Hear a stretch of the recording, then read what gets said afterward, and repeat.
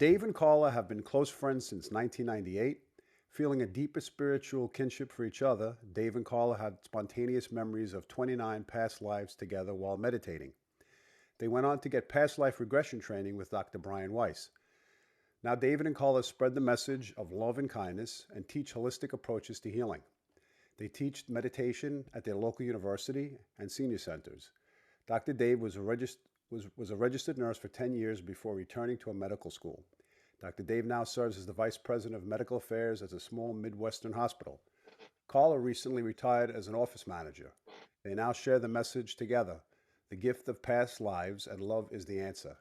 After their paths crossed throughout their lives, David and Carla discovered through meditation and regression that reincarnation is real and that they have spent over 29 lives passed together, which I mentioned before.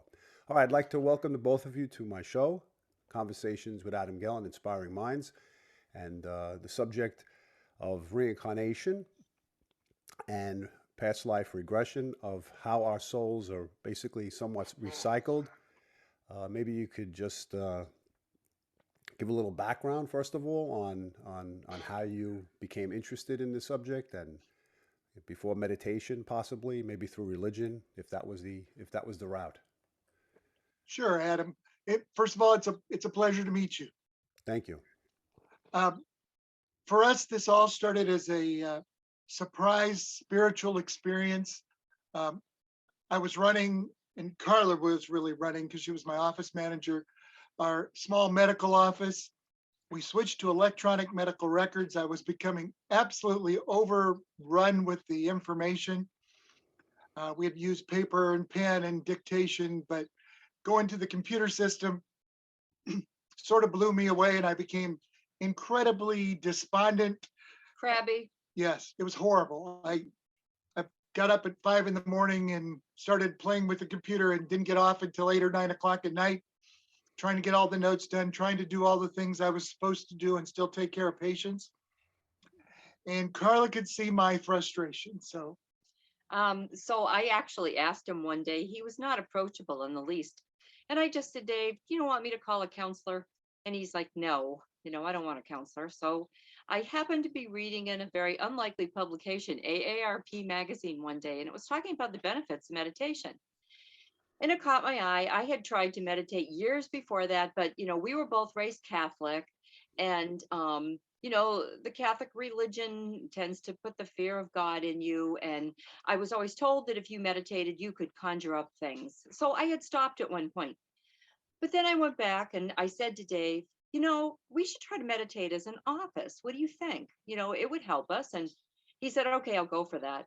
So we had a small office. There were three other girls, I think, at the time. And we decided that before work started in the morning, we'd all come in early and we would meditate for half an hour before the patients arrived. So we did that. And on the first day, we all said, oh, it was really hard to turn your mind off. The second day, we all mentioned the different colors that we saw. And on the third day, the girls said, we don't want to come in earlier. We'll do it at home. So it was just Dave and I, and we were in the break room. We had peaceful music playing and, candle lit, and it was all nice and quiet. And about a half an hour passed and we heard the patients starting to come in. So we went to our adjoining office and Dave came up to me and he said, Carla, you'll think I'm crazy, but while we were meditating, I think I talked to your mother.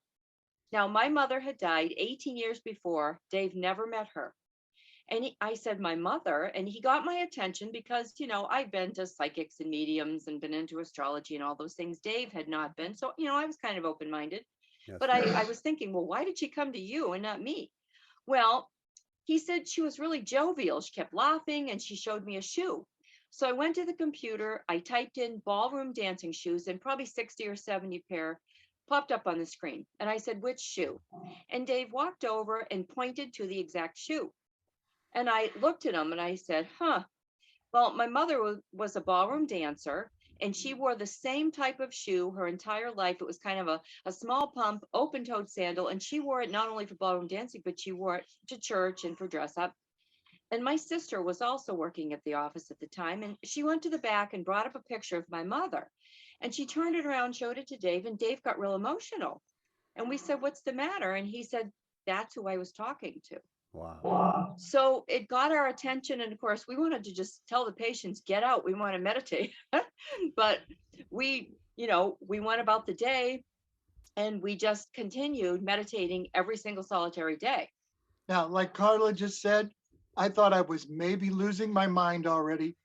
And then I thought, oh my God, you meditate and you really can conjure something up. What am I going to do? Did the ego get in the way at the beginning in terms of, like, obviously, you have these images and you have this state of mind that you're in, but More fear. did you question? I questioned everything and kept questioning everything because I thought, you know, here I'm coming from this medical background, and this is something that is definitely not material, physical. This is some kind of other experience. But it was really interesting. So we just kept going every day, and she wanted to talk to her mother all the time, and I was like trying to meditate, trying to see what would happen. And Dave kept getting like faces that meant nothing to him, and objects and pictures. And we didn't understand it, but we started to write it all down. Right. And then there's a girl. And then I had a day and I met someone else who was trying to talk to me, and she told me her name was Isabella. And so This was in the meditation. this is during meditation. Everything's quiet. And then this, I'll say blonde lady, but it's you can't really put a picture exactly to what the experience was. Right. But she kept telling me her name was Isabella and that she had known me for 6,000 years. And I'm like, okay. She says, I've been with you through all of your lives. So I'm telling Carla this. I still think I've maybe lost my mind. I don't know what this all of my lives issues is. And then I had another day where I was meditating and I had a memory. Now, the memory was from this life. It was from 1962. And my father had gone to graduate school in Boston. Now, we lived in Nebraska. Right. And he was going on the GI Bill. So we drove across the country. I'm a 3-year-old. I remembered some of the student housing stuff, and I was trying to tell Carla. And then I had a memory where I was running on a beach in Boston. And I was screaming and yelling on the beach. And suddenly this little girl jumped in front of me, pushed me down, sat on my chest, gave me a kiss on the forehead. Now, I explained the beach to her. It had roller coasters and souvenir shops and these little cups swinging back and forth on the Ferris wheel. And then this girl jumped on me. And then she jumped up and she put both hands on her hips, and she was wearing this little blue 2-piece bathing suit with little ruffles. And she yelled, "Be quiet, you're bothering my family." And Carla stopped me. Because that was me. Wow. And I didn't need meditation to have that memory. First of all, my sister and I were shocked. The first question was, when did you live in Boston? Because we were from Boston and we had no idea that Dave had gone there with his father for one summer while he worked on his master's degree. And the reason I remembered it is I was the youngest of 6 girls. We were not well off. Good Catholic family. My parents should have gotten divorced, but they were always splitting up and getting back together. And this particular day, my father had rented 2 cabs. We didn't own a car, and we all went to Revere Beach. And as Dave explained the beach, we knew it wasn't just a regular beach. We knew it was Revere Beach because of the amusement park and the way he described it. And I remembered that day as we arrived, for whatever reason, everybody had a bathing suit. I was the youngest and I always inherited one of my sisters, but I didn't have one. So we all went across the street to one of those little souvenir shops. And my parents really could not afford to do this, but they bought me my first brand new 2-piece blue ruffled bathing suit. And it was etched in my mind forever. My family was together. I had a new article of clothing. So, you can imagine Dave and I both, we were just, awestruck, and we continued to meditate. Yeah. And part of the rest of that story is I bought the practice where Carla was the office manager in 1998. And this was 1962, and we didn't meet till 98 or 97. We never kept in touch. We Never didn't knew think each anything other. of it. Yeah, it was just one afternoon. So we kept meditating. And I kept telling her everything I would see. And then there came a day when I was suddenly standing in an alley, and I looked across the alley, and there was Carla. Now I say it was Carla. She didn't look exactly like Carla. She was younger. She had, yeah, I know you're punching me. And thinner. Yeah, you still had the same steel blue eyes, but she was standing there and her hair was slicked back. She had a little gold band. She was wearing a fringe skirt. And I saw two large flashes. And then I was hit in the chest and realized I was shot and was being thrown back. And I was laying in the alley, bleeding to death and dying. Wow. Wait. And so I told her this, and she's like, what? Well, I continued to meditate. And the next day, went back to that same life, but earlier. And I was going to a wedding of a man named Angelo who did work at the bank where I was a junior banker. It was this huge wedding at Ashland Auditorium in Chicago. And this woman came out that reminded me of the same woman in the alley, except she was dressed more formally. And she was the wedding singer at this wedding, and I had to meet her. And so after the wedding at the reception, I hunted her down, asked her to dance, and she fought with me a little and finally did once. And I asked her out to breakfast the next day, and she agreed. At breakfast the next day, we ate breakfast and we went for a walk along the Chicago coastline in the middle of winter, and it was icy cold and stinging, and she was clinging on to me because it was cold. And she told me her name was Ruby Donaldson, and she had moved to Chicago from Bullock, Georgia, to become a singer and a dressmaker. Wow. Her parents' names were James and Anna Donaldson. She had many siblings and had left Bullock. And I'm like, I don't even understand this. This is happening in Chicago. And I knew the wedding date was January 10th, 1925. Oh my God. Wow. Carla went out. Wow. On a day that I was not working, I thought, well, certainly I can try to find some proof. You know, everybody probably wants to know proof, and that's what we try to do. So I got on to ancestry.com. And I did find Ruby Donaldson, born in 1904 to James and Anna Donaldson, one of 11 children. I also found newspaper articles of a wedding of a man named Angelo Jenna to Lucille Spinola, January the 10th, 1925.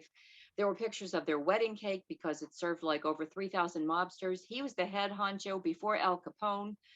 I'm not a mobster aficionado. I knew nothing about it. So when Dave said that Ruby's boss's name was Angelo, you know, we just started to put things together. So we were able to corroborate this life, or that life, I should say, one life, because many of our other lives, you know, are so far back, you can't find evidence, although we do have a couple things. But so here we had a memory that I didn't remember from this life, a memory from a life before this one, and a spirit guide who's telling me that I've had many.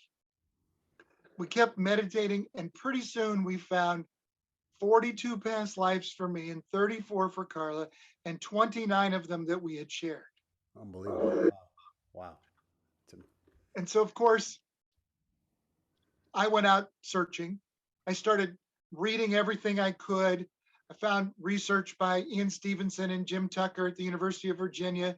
They've done a lot of investigating in children who have spontaneous memory. Of course, we found Dr. Weiss. We finally went and had past life regression training ourselves. I had read all of his books way before any of this happened. And we wrote our first two books, well, and part of the third book, before we ever went to the Omega Institute, and we trained with he and Mrs. Weiss. So all of Dave's and my memories were spontaneous, not past life regression. But we still went for training because we wanted to know more. I started doing lots of research. We wrote everything that Isabella said, everything we saw, everything down in notebook after notebook. We're now smarter than we used to. We now put things on monkey tails and do it on a computer. But we were just doing it in the office 20 or 30 minutes before every day and just writing everything down until we had so much information. We started compiling it and we suddenly had a book. And so we wrote the first book, which was A Gift of Past Life, so with Mother Isabella, God, and Elizabeth. Then we started looking at all the research on some of the religious issues. And I found that, Judaism still has some tenets of reincarnation. We read about Hindu things. We started reading every Christian Bible information thing we could find until we found things like the bishop of Alexandria, Egypt's name was Origen. In the year 200, he still was writing. And when he was writing, he still believed in transmigration of the soul and reincarnation. He still doubted whether Jesus was begotten or made. 200 years later, he was excommunicated from the church because it didn't match the church story. But still at 200 AD, this story still included reincarnation. And so we wrote all those things down in the book. We wrote things about the Apostle Paul. We wrote everything we could get about a religion and reincarnation and how it was related into our second book, which was Hell No Reincarnation. We even did the research on hell, and hell really wasn't really discussed the way we all think about it. Even in the Old Testament, hell is Sheol, or a Greek, it was called Hades. Both of those are just places dead people go. Right. It's not eternal fire. The place that was eternal fire was the Valley of Gehenna. And the Valley of Gehenna was an actual place. A ditch. It's the ditch outside of Jerusalem where all the sewer drains and where the judges and some of the early kings used to put people to death, especially their illegitimate children. They would burn them. So the Valley of Gehenna was an actual physical place where children were burned. Right. It's not till you get to thousands years, later in the King James Bible where they go in and they make all those same words hell. And they translate Hades, Sheol, the Valley of Gehenna to hell. And they make the story a little different. And even if you look at the book of Leviticus uses the word kata. Kata is, I didn't reach my goal. And that is translated into sin when we start to get English translations of the word. In other words, not reaching your true potential. You're not reaching your potential. You're sinning. You're sinning. This was through the Bible itself, or through? Yes, that's the Hebrew. Okay. In Leviticus, Hebrew is failed to reach your goal. That's been translated to. Yeah, when you say your purpose, I guess I'm assuming the soul's purpose. Yes, the soul's purpose. Yes, absolutely. And then as we kept learning from Isabella, she says, you have to look at some of the history of mankind and put this into some sort of perspective on how God, Spirit, has been revealing itself. So man had to evolve long enough to have a real sense of right and wrong, if you want to call it that, some sense of intelligence. And really what happens is about 7,000 years ago, man started to develop a word called promise and sacrifice. So man could sacrifice something for today to have a better tomorrow. That's the same time in the Bible, the Hebrews report that God made a covenant. You'll be my people, I'll be yours. This is historically where some of this comes in. The soul can be placed when the soul understands right and wrong. Now we're still given free will, and so we make a lot of mistakes.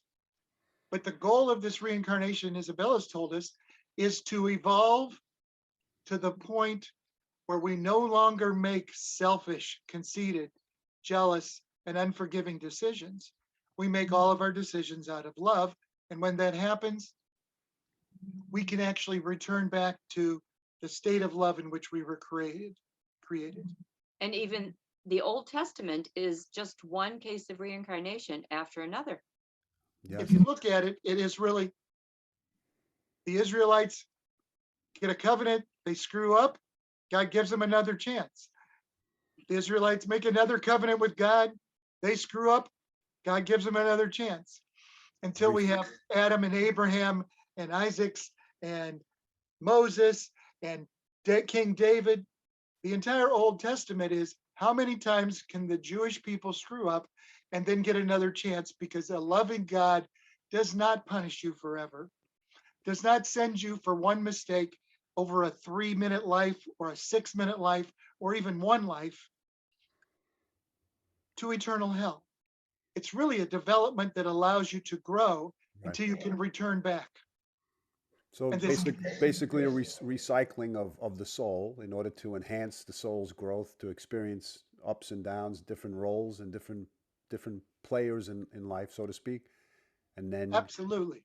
yeah, And it gets to the point where you realize, and because we've had so many lives and we've looked back, we actually start to see patterns. We see places where we were slave owners, and then the next life we were slaves, or we were in war with the English, then we were in war with the Scottish, then we were Scottish in war with the English, literally fighting on this opposite side of the same issue. right. So that you can learn compassion. Well, I was gonna say something. For myself, for example, I've had a past life.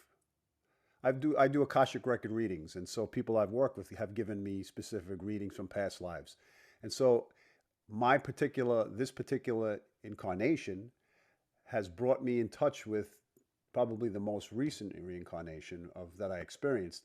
But I learned through my experience of what I needed to specifically learn that I probably wasn't aware of, and now it was being thrown in my face, so to speak, and that memory was reoccurring.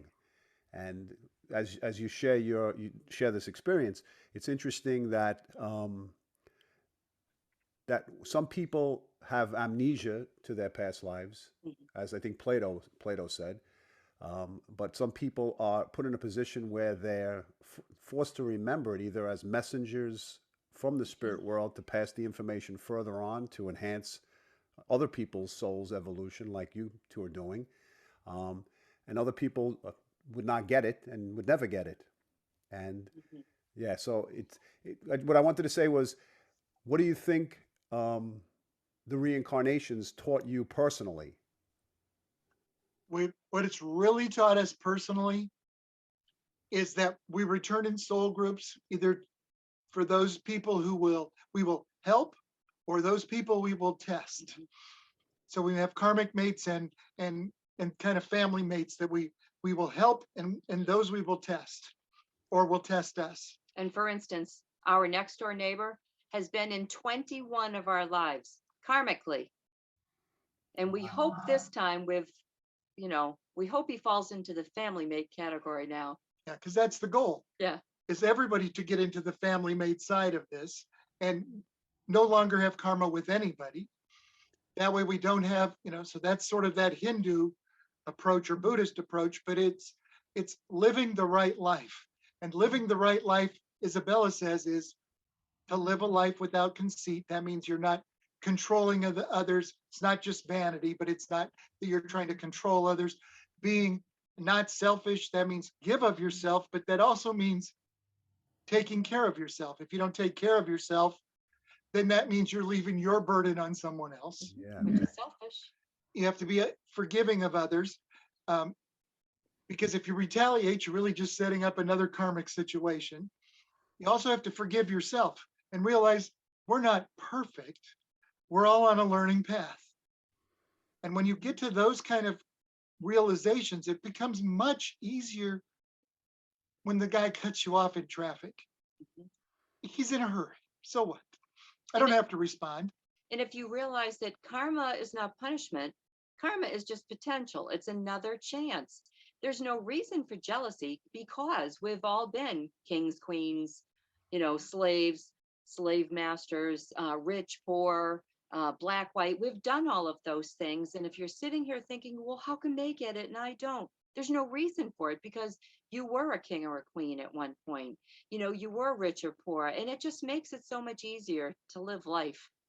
Well, we sometimes we reincarnate not having evolved, and I guess having to then face the same karmic cycle that we Hmm. chose not to address in the past reincarnation. And so many people become victims of their circumstances rather than use the energy of what they experienced as a sign of wisdom, or growth of wisdom. And the two of you and your experience and passing this information on, I guess you were meant to meditate in order to Hmm. uncover the treasures that were lying beneath the surface. Hmm. Correct. And Isabella always says, remember, it's not what happens to you in life, it's what you choose to do with it. Yeah, but so many people want to be directed rather than take charge of their life. And that's selfish, because, fear is conceit. Fear is conceit. You don't do things, you stop yourself from doing things because you're worried that you'll fail. We all fail. So what? There was no manual. We actually wrote the manual. That was our third book. Yeah. But there was no manual. When you're born, you're winging it like everybody else. Why beat yourself up? Yeah, if you could just go back a little bit because most people, when they hear the word meditation, Hmm. most people don't know what meditation is. People listen to music, different frequencies, and then they sit with that music and they meditate, or they just sit quietly. And however, Hmm. what was the form of meditation that you actually used that to put you in this Well, I state? will. In what we taught and what we really did was meta meditation. Even though while meditating in the office those days, we didn't do one with positive affirmations, but that's what we taught when we did it at the university and the senior centers and stuff, because those people need to start to have a positive flow. So we taught it that way.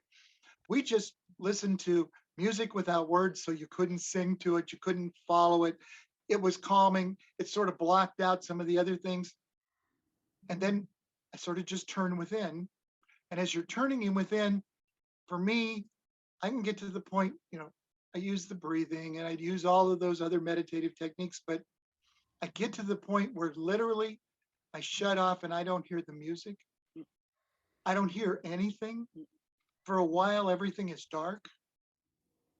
And then in the darkness, I heard something that's not me. And that's where this happened with our experience. Yeah. Of course, Sometimes you see colors, and those are your angels. and the other thing is that I was interested in some of the science issues of it too. So I kept doing more research, but I found when you start talking about modular theory in the brain, it doesn't really follow nerve specific pathways. The body sort of just clumps pieces of information together, and each clump of information, it leaves it as a positive or a negative value. Right. Those positive and negative values are memories. So one of the examples I like to give people is the first time you touch something that's hot, it burns you, you pull back. The second time you touch something hot, you pull back faster. Then we found that during meditation, during past life regression, during the time between wake and sleep, when most people have these kind of experiences, there's an increase in alpha and theta waves, which is actually the wavelength in your brain that initiates memory.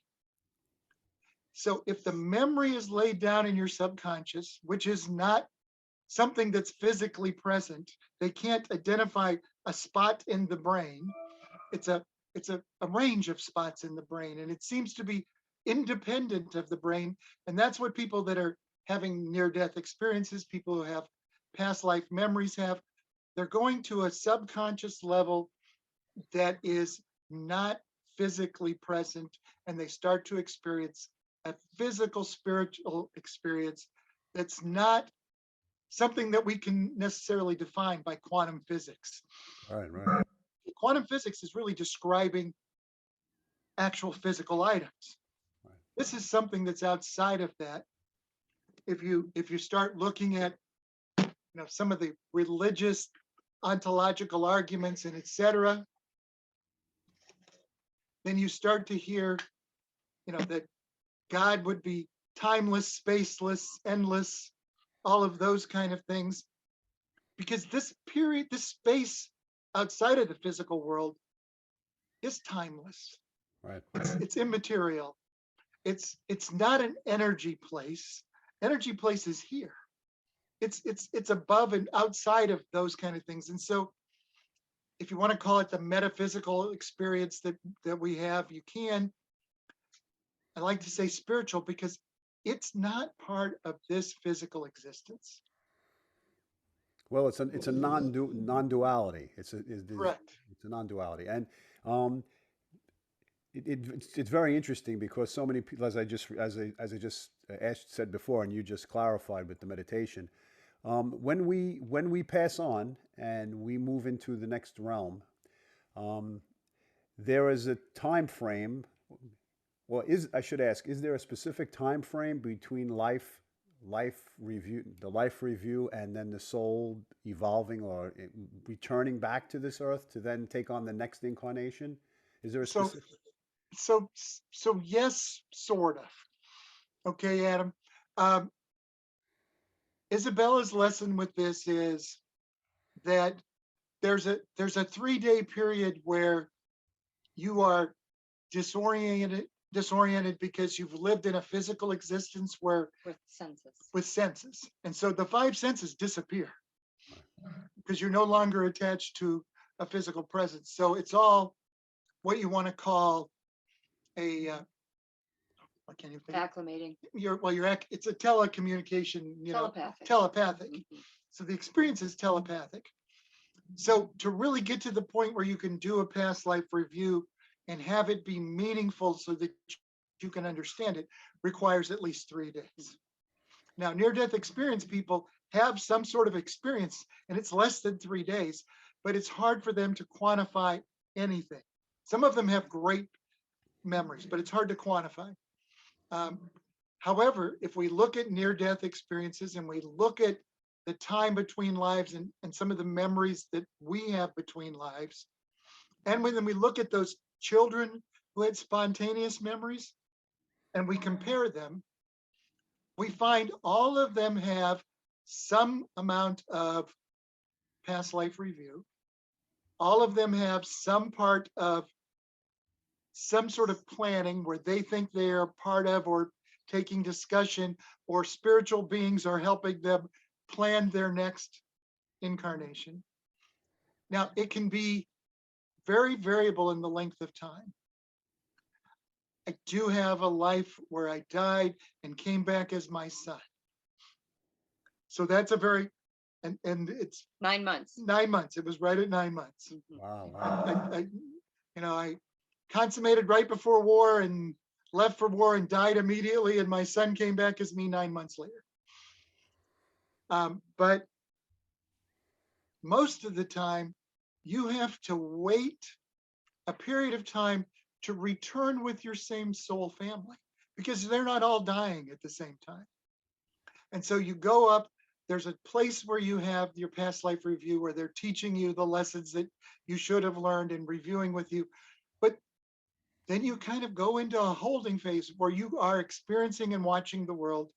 You may interact with them. And I think most people that have ghostly experiences are connecting with those people waiting to come back. And you kind of wait until more of your soul group is there so that you can return with those same people so that you can continue that path. Whether it's karmically or in a helpful way. Right. Yeah, but I guess there'd be a period of atonement. Mhm. Correct. When the person is there, they're learning what they need to have learned and what they need to redo, or what lessons they will face in this coming reincarnation. In our 4th life, I poisoned Dave, and I still like her. and I did pay for it later. I was poisoned myself later, many years later, many lives later. But I sat in atonement for 980 years. And I sat there, and apparently what they told us, my spirit guide's name is Elizabeth, and what they told us is that Elizabeth sat by my side, but when somebody else would come in from our soul family that had murdered, they would turn to me and say, "That's a murderer." And you watch to learn so you won't do it again. Now, Isabella says that early on, because our first life was over 6,000 years, and Isabella tells us that in the beginning, God placed 500,000 couples on the earth. So there weren't that many people in the beginning. So it was easier for them to keep me for 980 years. Now they tend not to do that because we're recycling back quicker because there's more people on the earth.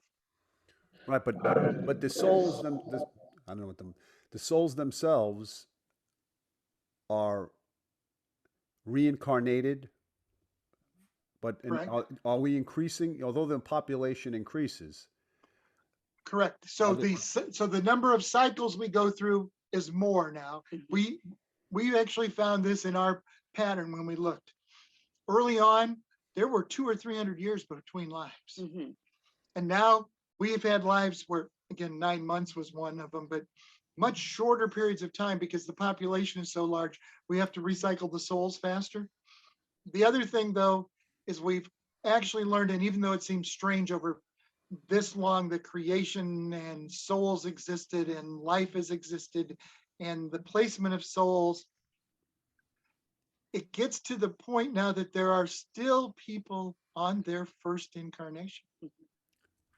really? If you're looking from an eternal situation, the amount of time that's passed is Nothing. very small. If you look at the last 6,000 years and say that's the lives that we've had, you know, if you look at the Big Bang, it's 13.8 billion years ago. Well, that's really a very small portion of the time that's passed. It's such a helpful concept to implement in a person's thinking due to the fact that it really resolves a lot of people's personal issues of, for example, a person who can't go swimming in the ocean. They say, I don't like the ocean. Mhm. I know a few people that buy a boat and they unconsciously are working through that particular fear by Mhm. going in very shallow water, but nonetheless never questioning if it was a past life drowning or if it was an incident at sea. Mhm. Um, and I speak from my personal experience. About a few years, well, not a few years ago, maybe about 10 years ago, I would look at the vents at my school building, and I couldn't breathe looking at the vents. At that particular time, my asthma was getting worse, and it was what was really happening is that I was being guided to recall a past life through my Yes. external stresses in my home with my first wife, and it was pushing me towards recognition. And having had readings done, um, I spoke fluent German. My father is Russian and my mother is Jewish. Oh. And the combination of the two, having my father had a father who was a Russian soldier during World War II, who he never knew. And I didn't know him other than through photos that my grandmother showed me. He was my biological grandfather. Having had that as a 7-year-old, seeing that, and then experiencing going through a divorce, and then experiencing looking at grates where I thought gas was coming out of. Oh. And then I had reading done, and I learned German fluently. As a child, I was interested in Ugh. the German language. And then I had a reading, and the woman said, do you speak German? I said, I do. She said, well, you were a doctor in the concentration camps. Oh. And Uh, and having had the background of a Jewish mother and a Russian father, Yeah. and the dichotomy of both worlds pressing Mhm. me into a place of recognizing the past life and a breathing problem of looking at vents where gas was probably coming out of. Oh, yes. And I was like, yeah, I said this was the reason for my marrying my first wife, who was German, just being there and feeling at home everywhere I right. went. I said, this feels more home like than New York does, where I was born.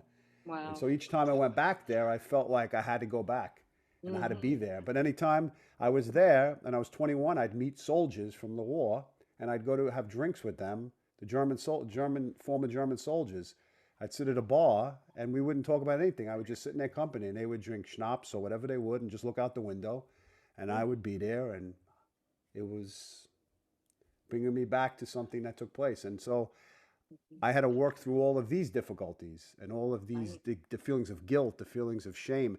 I couldn't go to a doctor because when I went to a doctor, I thought that he was going to trick me or lie to me about something, Ah, Oh. just as I probably had to do to survive. So that's what brought me to this interest of past lives and understanding that. And it's been a profound journey for myself. And hearing the story, how deeply your past goes back, Hmm. makes it intriguing for me and others, I'm sure, to want to find out like what came before that and before that, Hmm. before that. Do we receive the same lesson until we get the lesson? Hmm. we do. So, Adam, like, here's one of those examples that Isabella has told us. People become despondent and commit suicide because they don't like the situation they're in. Right. That almost guarantees that you're coming back in the same situation. Suicide is not going to get you out of the lesson you need to learn. The physical body, but not the soul body. No. Mm-mm. So you're going to come back in somewhat the same situation. So it's kind of an interesting look. And when you look at some religions, they make a big deal about, is life predetermined, or is it completely free and just happening? It's really a combination of both. You're put back into situations that you're going to have to face some of the same problems if you haven't addressed them. However, you have free will to address them. So you don't have to respond the same way you did the first time. So you can actually overcome it. And we all have to overcome adversity. That's what growth is about. Yes. As a human being, that makes you feel successful. It makes you continue to grow. When you overcome adversity, life gets better. And you pretty soon you think, I can take on anything. In fact, I can deal with more adversity. And then if you start looking at Buddhist thoughts and those kind of things, it's really a matter of, how much do I want to let the suffering control me? So they have some thoughts there that are still true. It's really a matter of, I don't have to respond to that the way I was programmed. I can respond to that in a way that's loving. I don't have to retaliate. I don't have to hurt someone else. I don't have to go to war if I really don't want to go to war. Or on the other side, you may go to war because in reality, you're standing up for those who are oppressed. And you can find a way that is necessary and still not be trying to do something that hurts other people. Yeah, it's the, the the major stress, I would say, maybe that many people feel who go on this path of evolution, of finding, as you use the Hebrew word for the purpose, or Yes. the journey becomes lonelier when you're in the company of people who are fixed in their ways of thinking. When a person Yes. a person like the two of you and people who are evolved and have investigated their lives, their past lives, it becomes a feeling of like emptiness when you could no longer share things with the common person, or the common person doesn't believe this. And when Right. you know something so deeply and so soulfully, the path becomes narrower, and as I said before, lonelier. And the information is, while it's provable and there's so much history on it, and the fact that people can recall specific incidents, there's the amnesia that people exhibit when it comes to like really facing the music or seeing the light for what the color really is. And I believe the more people speak about it, the more people truly speak with an open heart about the subjects, in a genuine sense, the validity always shines through. And hearing the stories and the information and the insight is so inspiring. And to hear the two of you interact, and to be able to almost synchronize what happens next in your life and how the two of you are put together for this Correct. purpose. So many people who have near-death experiences, from the people that I've interviewed, they had a greater purpose after the experience, but they also had maybe they were on the wrong path, and God and the universe redirected them to hitting them with the brick so that they did wake up possibly to what they were supposed to speak about. Why do you think the two of you were put in this position? Well, We're I- family mates for one thing, and we work well together. Absolutely. and if Isabella, because we've asked this question multiple times, and Isabella said, you've worked good together. At the time that this happened, we both had intense emotional stress. And even though we didn't know it, I was hoping that Carla would feel better about life. And I was hoping that I would feel better about life. And Carla was hoping I'd feel better about life. And there was a moment there where we had more concern with the other than we had with ourselves. And at that moment, this gift came. So I think sometimes it's a matter of, I would have done anything to have eased Carla's stress, and she saw my stress, and I was having marital issues, much like you were saying before. And there were so many issues going on at once that I was a little bit on the downside flow, and yet I was praying for Carla. Sometimes it's that opens you up. And when you have that moment of knowing, you cannot go back. It is lonely because you have to put on different hats in life, and you can only speak to certain people because people don't understand you. My entire family has ostracized me. Except for Paula. Yeah, I see one sister, that's it. The rest of them won't talk to me. They think I'm cavorting with Satan here. Yeah. But once you have that knowing, it's worth the loneliness. There's no way to go back because you already know that it's real, that it's true. And the only thing you want to do is help everybody else and tell everybody else what the truth is. And I think when you're evolved enough in a life that you're ready for that, that's when they plop it on you. That's when you start. Because look what you're doing, Adam. You're talking to the world. You were ready to talk to the world. And that happens to a lot of people. And people say, why did you write your book? And why did you do this? And we didn't have any choice. It was the right thing to do. Yeah. We have to reach out. We have to try to make a difference to people. And some days, Adams, we have one couple here and one couple here, Mm-hmm. and they become our friends. And they call and they talk, and we discuss it. We have other friends that we can't even speak about it. And, we write some other books that we've let them read, but they don't know about this side of us because they cannot handle it. Even though we know they've been in many of our lives, we know that they've had several together. We're not to the point where we can discuss it with them. Well, Other, yeah, but I was going what I was going to say is that it's almost when you are, for example, as a school teacher. I was a physical education teacher. oh, You're teaching children, but as a parent, you're teaching your children. mm-hmm. And in the moment of knowing more than them, we sometimes stoop to the level of the child's, not intellect, but age. Mm-hmm.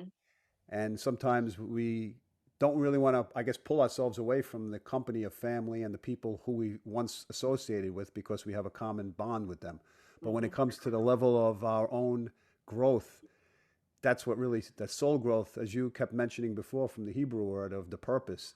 And once that purpose, I guess, becomes instilled in the soul and the person is on that journey, there's no, as you said before, there's no going back. There's no going back. yeah, there's no going back. You can't deny what you know. So that brings me to the next thing, your book, Hell No, Reincarnation. Yes. Maybe you could just pick up on that. Yeah. So the first book was The Gift of Past Lives. The second one's Hell No, Reincarnation. And again, we included the story on hell and how that was uh, mistranslated all the way into the King James Bible. We actually have 7 of our past life stories in that book. And at the end of each one of those lives, we tell what we did wrong or negatively, karmically, that got us to come back again. That's And good. we start to evaluate again. If you look at God as a creator, we must have been created for some purpose. And if you look at the purpose is not to, you haven't yet reached your goal, then you start looking at, would a loving, forgiving, merciful God give you only one chance? Because it's the one life you had. If it's one chance, and then it's, if you make one mistake or 2 or 3, is that enough that suddenly you're doomed for all eternity? Or if if you go by the way churches or different religions look at it, if you're not part of this religion, you're going to go to hell. Right. Well, it also says honor your mother and father. So if your mother and father were Hindu and they taught you to be Hindu and now you're not Christian, you're going to hell. I mean, which one of those things do you have to follow? Right. Right. Okay, you got to do. And so a loving God would say, I'm going to give you the opportunity to learn. And I'm going to give you another opportunity to learn. Because like any other loving parent, it's not, we give you one chance, and just because your baby happens to steal a pencil in 5th grade, you don't throw the baby out. You don't throw your child out for stealing a pencil. However, stealing's in the Bible and it's a sin. So so you don't just give up on your child because they made one mistake. You give them an opportunity to learn. And if they make a mistake, you bring them back and you teach them that was a mistake. And you send them out again. And then you send them out again until they've experienced so many things that it's difficult for them to make a mistake. And each time that you're sent out, you realize you're not where you belong.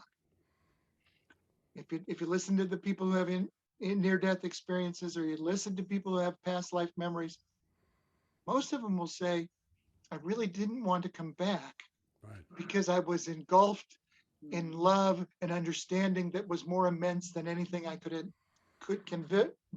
verbalize. Right.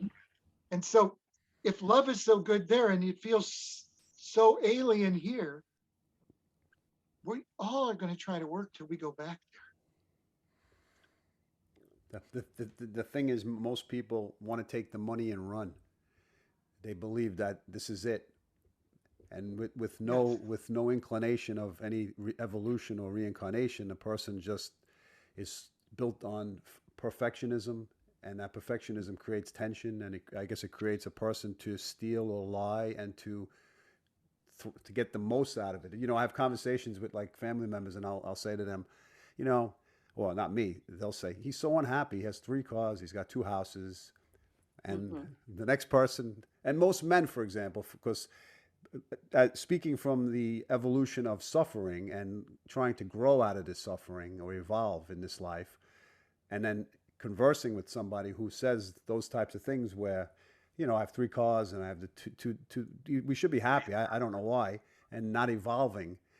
You see the stagnation of and the limitation that we're faced with. Correct. We don't become having 3 cars doesn't change who you are, and it doesn't change the way you feel. Right. It might give you a short adrenaline boost because you just spent $50,000 more. Right. But that small adrenaline boost goes away, and then you need another high until you realize that the high is in you, and a high is not something you can buy. Well, the two of you are examples of the rich enrichment, the richness of your lives, recognizing your lives, and all of this vast history that's encompassed inside your body. Mm. So when you tell me the story, I look at the two of you like a roadmap of history, not just two people sitting in front of me. So, and for myself as well, when I think about the depths at which one could really go in terms of uncovering and investigating and recognizing how rich we are inside ourselves, the vastness of the universe, as Mm. you were saying, the brain and the mind, the Christ consciousness, the level of expansion, and how we can be more than just our bodies. It's amazing. It's really amazing. Mm. It's wonderful. I think so too, Adam. Yeah, I was just I'm very interested in as I've looked into this particular field of NDEs and reincarnation. I've also been interested in other lives and other like extraterrestrials and other types of life forms that exist. And it's funny, once you go on the path of that, then there's things you see, and then you question, and people say, "You saw that?" Yeah, I saw that. Well, you never saw that? No, no, no. And it's funny, people who say, let's say, for example, seeing a UFO or some type of not alien, but UFO itself. It's amazing how things start connecting. And in terms of, I don't know if you discuss anything about alien We life. And we don't discuss alien life usually. Um, However, Adam, I'm gonna just go into that because people who have these past life memories, or people who speak to other people who've passed over, all of those spiritual communications right, are experienced with something that's not of this world. right, And so if you experience a world that's crystalline and reflective of light and telepathic and all of those things, it is, or have an out of body experience, or astral projection, or any of those kind of experiences, it is your mind going somewhere else. You know, I don't think people are alien physically abducted. I right, think their right. mind goes somewhere else. Okay, And so it's not strange that they think that every alien looks humanoid, because that's all they know. And they're telepathically filling in a picture. And they don't see the eyes. They seem dark and whole, and a larger rounded head. And they're imagining that everything that's not here looks like here. If there's any alien life, and Isabella says not yet, if there's any alien life, because of the alpha constant in our portion of the universe, we are so finely tuned here on Earth that life here is the only way life could be here. If there was life anywhere else, it could not be anything like here. It would probably be non-carbon based, non-oxygen based, not related to this. Yet people who are abducted all see things that look humanoid. It's because they're filling in their mind what they can't see. okay. And so it may be a spiritual experience, not an off-world experience. Does that make sense? Yeah, okay, yes, yes. What I wanted to leave us with is, how do people reconcile their upbringing, let's say in Christianity, and have an understanding of the concept of reincarnation? Are people able to bridge the gap between the two?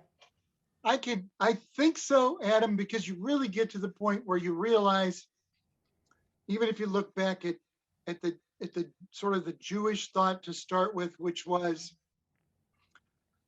we have to atone here on earth to bring the temple of God within you. So it's really the creation of the temple of God within you, that the holiness, the divine spaces within you. If you start to go with that, and you start to follow through even into Christianity, if you listen to teachings of Jesus or Yahshua, depending on, if you're listening to the teaching, It's really, how do you make yourself whole with God so that God can be within you?